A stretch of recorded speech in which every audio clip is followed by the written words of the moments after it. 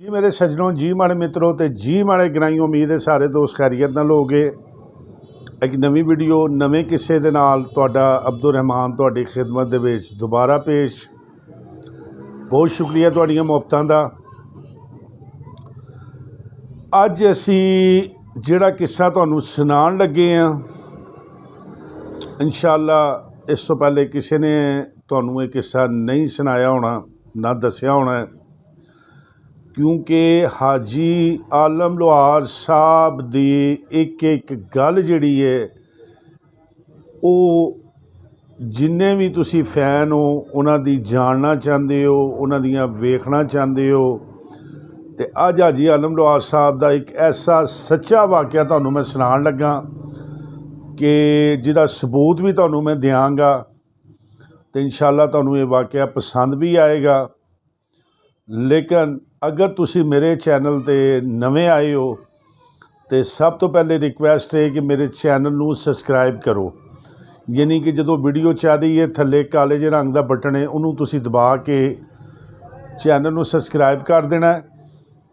अगर तुसी नवे आए हो या मेरे पुराने वेखण वाले हो तो मैं अपनी हर वीडियो स्टार्ट करन तो पहले एक रिक्वेस्ट करना कि बराए मेहरबानी मेरी यही वीडियो ना वेख्या करो। इस तो पहले भी मैं बहुत अच्छिया अच्छिया वीडियो अपलोड कीतियां ने, बहुत मालूमात दिती है। तो चैनल के पिछे जाके उन्हां वीडियो नूं भी जरूर वेख्या करो, तुहानूं जरूर तुहाडी इलम दे विच इजाफा होएगा और पसंद भी वो तुहानूं जरूर आउणगियां।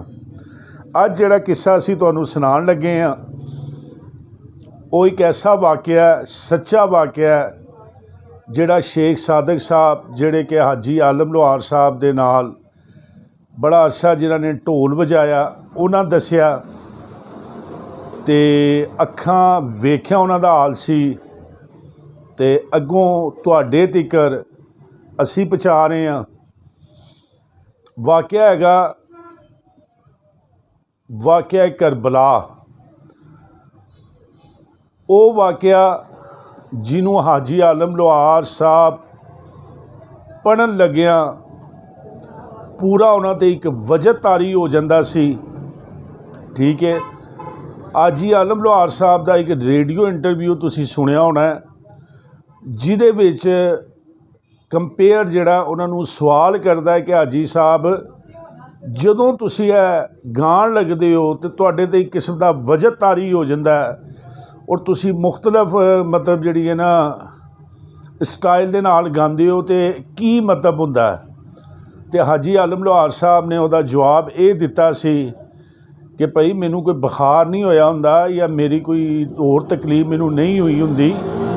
जिस वक्त भी मैं कोई गीत गाना या कोई वाकया पढ़ना तो मैं उन्होंने अपने उत्ते मेरे तो वजह तारी हो जाता है। फिर मैनू नहीं समझ आती कि अगे कौन मैनू सुनता पिया, कौन मैनू वेखदा पिया, मैं फिर अपने सरूर दे विच हो के गाना।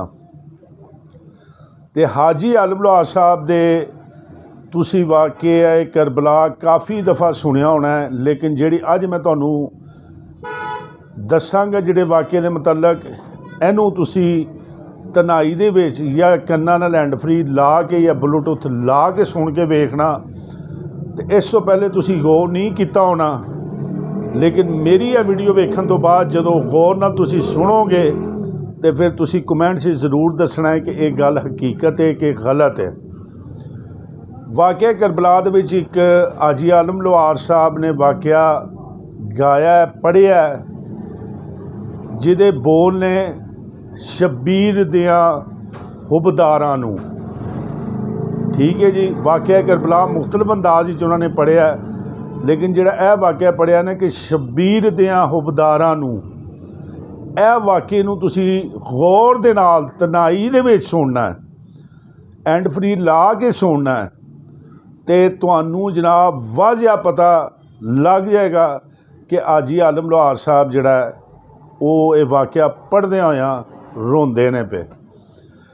और एक वाकया होर जिहड़ा उन्हां दे शेख सादक साहब ने साडे नाल शेयर किया कि फतेह जंग दे विच एक मेला सी उस मेले दे विच बाकी हाजी आलम लोहार साहब ने अपने फोक सिंगिंग दे जिन्ने गाने सी मिर्जे या जो कुछ भी वो गाना चाहते सी गाते रहे। तो फिर वारी आई वाकया करबला दी। हाजी आलम लोहार साहब बड़े ठंडे बड़े मज़ाहिया अंदाज गुस्सा करने वाले गुलूकार नहीं सी, वो दरवेश बंदा सी। ते पिंडां दे विच भी वो जिस तरह के अजकल दे साढ़े बदतमीज़ किस्म के कई गुलूकार ने बड़ी बदतमीजी के लहजे नाल वेखण वाले नूं जनाब करते हैं, लेकिन हाजी आलम लोहार साहब बड़े अच्छे अंदाज दे नाल अपने वेखण वालिਆਂ नूं समझाते सी, लेकिन कदी गुस्सा नहीं सी करते, आराम सकून नाल उन्हां नूं कहंदे सी। ते उत्थे जदों वाकया करबला पढ़न लगे तो बंदे उठे, वेलां वगैरह उस जोर ही दित्तियां जांदियां सी, वेलां देण लगे।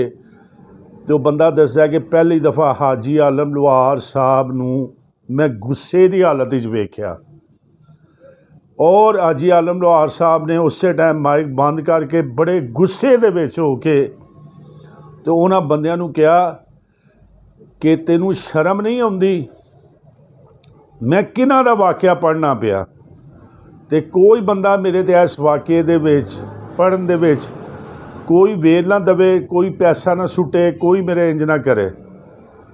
ए मैं किन्ना उच्चा कलाम पढ़ रहा तो तुसी मेरे ते वेलां सुटदे हो पे।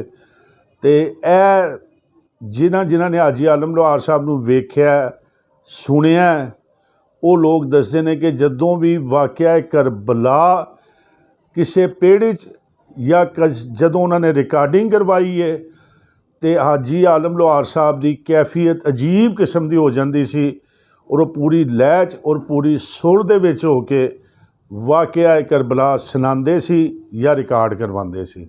तो उम्मीद है इस तो पहले तुहानूं किसी ने इहो जी इन्फॉर्मेशन नहीं दी होनी। बड़ा शुक्रिया तुहाडीआं मुहब्बतां दा, जिहड़े दोस्त कालां करके कमेंट्स करके मेरी हौसला अफजाई करते हो। यकीन करो बड़ा दिल नूं सुकून मिलता है तुहाडीआं इन्हां गल्लां दा, और मैं शुक्रगुजार हाँ अपने उन्हां फोक सिंगरां दा भी जिहड़े वो भी मेरी वीडियो नूं वेखदे ने ते पसंद करते हैं। तो अल्लाह ताला तुहानूं खुश रखे। तो अगर यह वीडियो मेरी पसंद आवे इहदे ते कमेंट्स भी जरूर करना। हाजी आलम लोहार साहब दे और फोक सिंगरां नूं जिहड़े चाहण वाले हो इनू अगे शेयर भी करना, और अगर मेरे चैनल नूं तुसीं सबसक्राइब नहीं किया तो बराए मेहरबानी मेरे चैनल नूं सबसक्राइब भी करना।